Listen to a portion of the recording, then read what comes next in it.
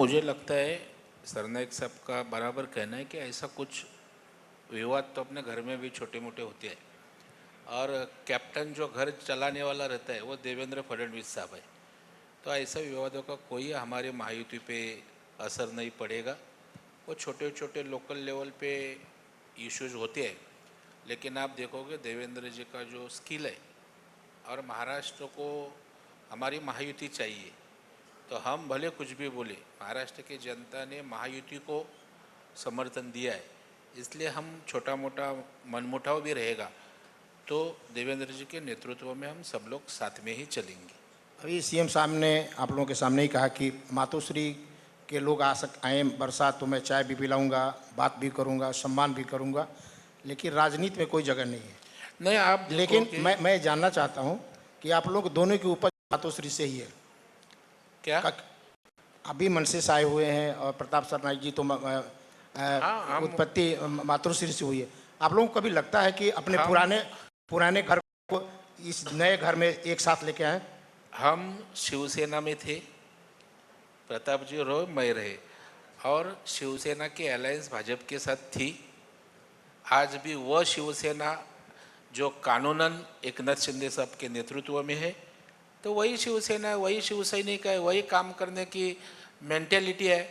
तो बाला साहब ठाकरे का असली विचार शिंदे साहब की सेना आगे लेके जा रही है।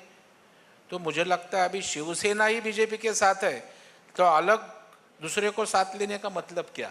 और जनता ने भी स्वीकार लिया। नहीं, प्रवीण जी ने कहा वो बात सही है कि बाला साहब ठाकरे जी के जो विचार है, जो प्रवीण दरेकर जी बचपन से भारतीय विद्यार्थी सेना के कार्यकर्ता के रूप में लोगों तक लेके जाते थे, हम पिछले कई सालों से बाला साहब ठाकरे जी के विचार अगर आगे लेके जा रहे हैं, और वही विचार लेके अगर एकनाथ शिंदे साहब है और उसको अगर समर्थन हमारे देवेंद्र जी दे रहे हैं या केंद्र का नेतृत्व दे रहे हैं, तो बहुत ही अच्छी बात है ना। हमें किसी की जरूरत ही नहीं है, ना उनको जरूरत है ना हमको जरूरत है। अच्छी हमारी महायुति चल रही है, आगे भी चलती रहेगी।